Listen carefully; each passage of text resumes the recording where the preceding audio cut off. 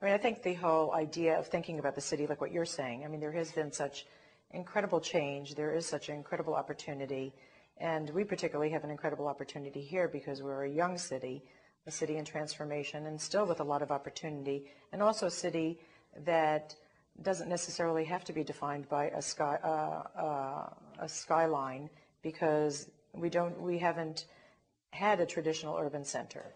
So, but you talk about the whole idea of, you know, what's happening and what are the possibilities. But I mean, as an architect, how do you think that you have been able to, or what architects can do to influence public policy as it relates to other planning issues, as it relates to the development of the city, as it relates to, you know, how we think about the possibilities of the contemporary city? I mean, I think that the problem, part of the issue is that the space for ideology has been diminished because there's tremendous pressure on commercial activity, and the dynamic of that is very different. And that's why I do think that the European investment in civic and public space has been a very important component of, I mean, it's not about just being museums, but but I think there was a and that commitment was that you're not commissioned by law, you have to be commissioned through a competition process.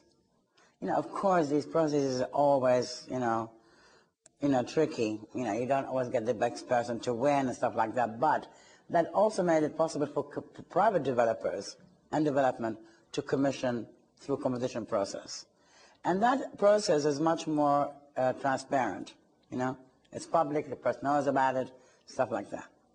And I think these projects, because they have a different dynamic, improve the quality of the built work. In the sense that, let's say there's a competition for a major museum in Germany or whatever. And this has to be done by law through a competition. You have no choice about it. But I'm not talking specifically about, I mean, I think one is about the specific commissioning of buildings, but no, then also I'm talking about in the broader sense of city. But let me finish. So I think what became interesting is that there became much more awareness. I see. In public and civic space, even in relation to commercial development and housing. You know what I'm saying? And I think that has lifted the standard. So by engaging in a process in the architectural selection and thinking about what architecture will define the city, it engages the public. Yes, and also then they started, you know, like, and we now, you know, doing, you know, 2 large master plans in Bilbao. That was also done through a competition process. Another project, for a project in Valencia, the same thing applies, you know. So what I'm saying is that it started off with smaller projects. The law says it's, you know, for big projects, but it's applied then to schools and to libraries and social housing. There's still a big investment in social housing in Europe. I mean, not in the UK, but in Europe, in Germany, in France, and places like that. So I think, A, it engaged the public in the debate, but also it allowed others, I mean, like in Barcelona, even if it's not a city project, they actually have a hand in choosing the architect. So what they do, they encourage the developer to do a small competition, or the city does a competition, and then they find a developer.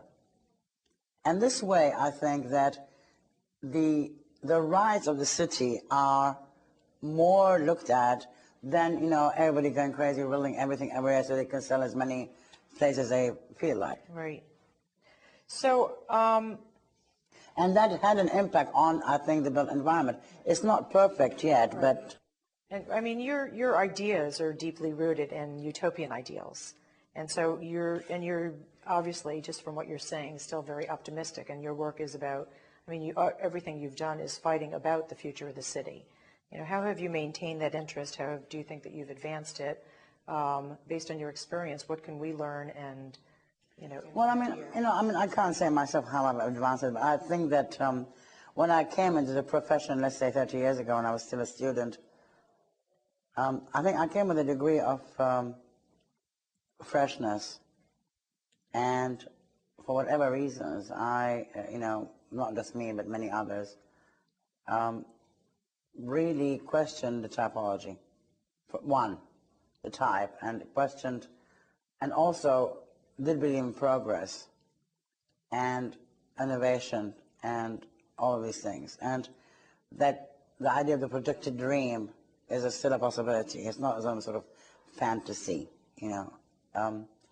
So that was the ambition, and the ambition has always been to build the utopian project or the theoretical project. That's been always an ambition, and I think, you know, we are close enough to achieving that. So I think that you know, my contribution was maybe that I pushed the envelope, you know, and I think when people always thought I was like really kind of nice fantasies, but when it began to be realized, it became clear that it's not because engineering suddenly became more advanced. This is, you know, I think engineering was advanced, but of course material, you know, glass technology, concrete technology, you know, all of these things became more advanced, but also, you know, they moved away from the idea of, you know, white traditional building, so like, you know, bring a stud wall, brick wall, whatever, and the idea of the column grid.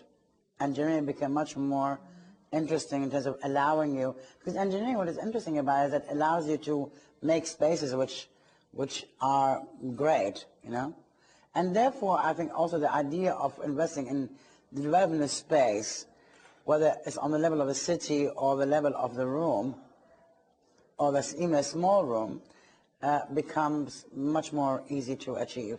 I mean, it's still very difficult, but...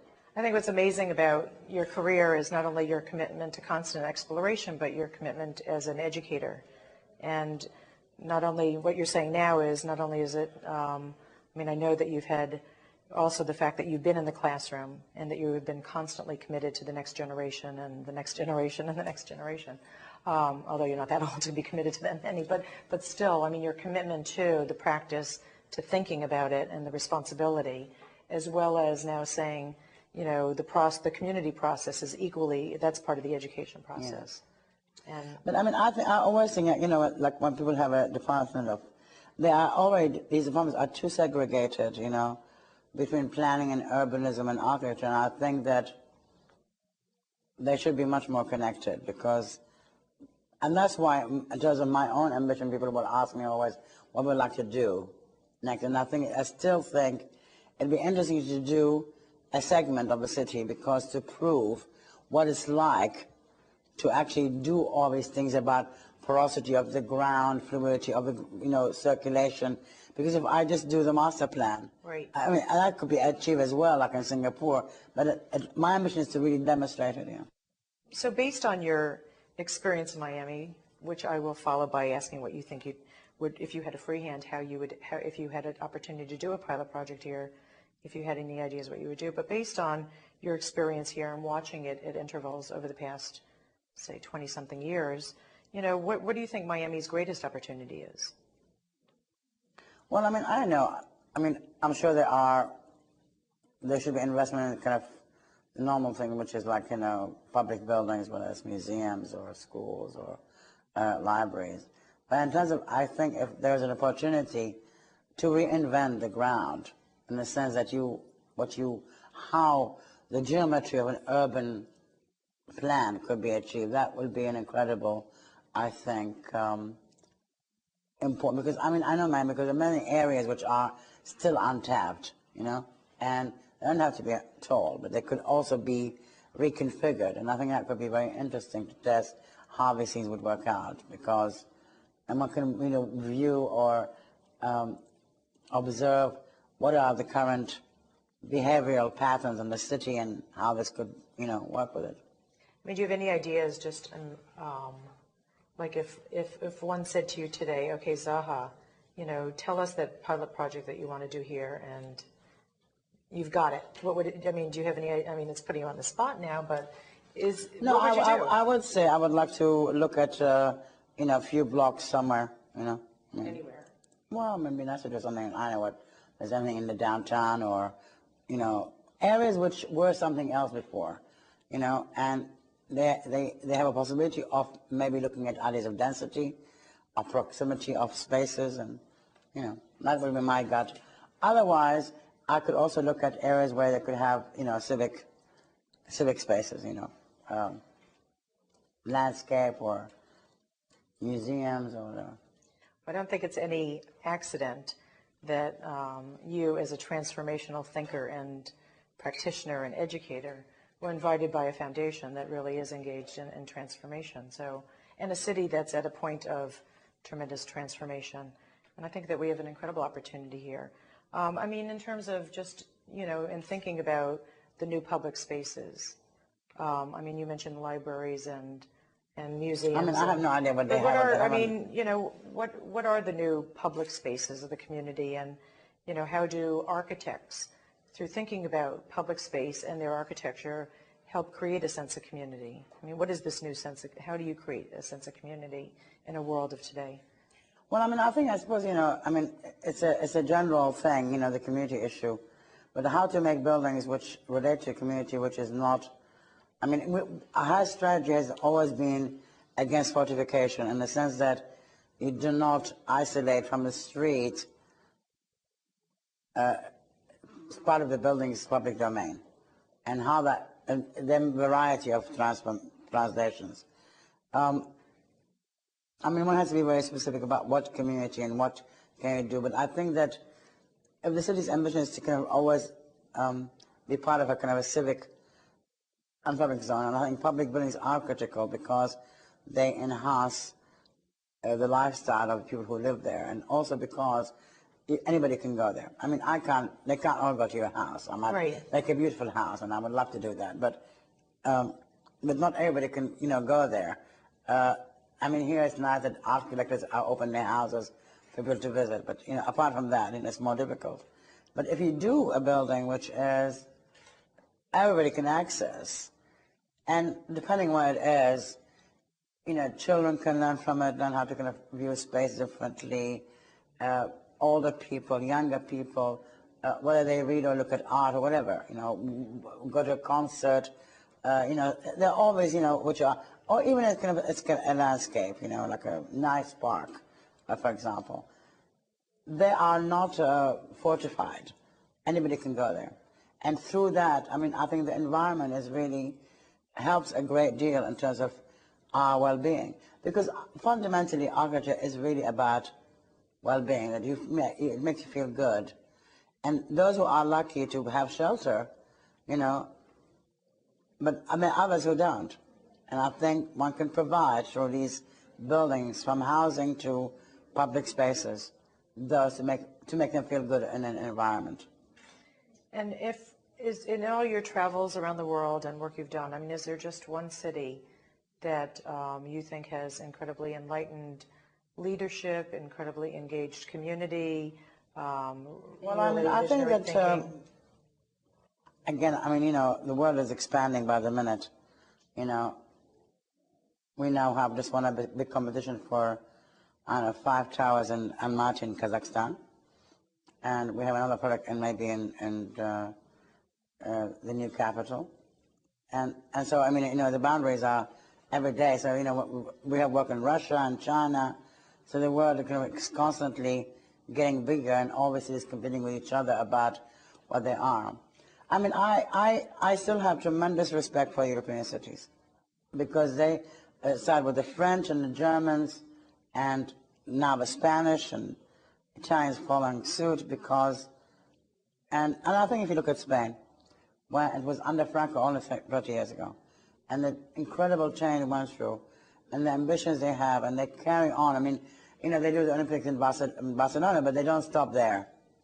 They do the Bilbao, they don't stop, but they do an interesting airport, they do a bus station, they do other hotels and housing and, stuff like that. So I think that, these are, examples of places where, and these are not the capitals, there are, and I think it's very important that, that other cities apart from a capital in Europe in particular.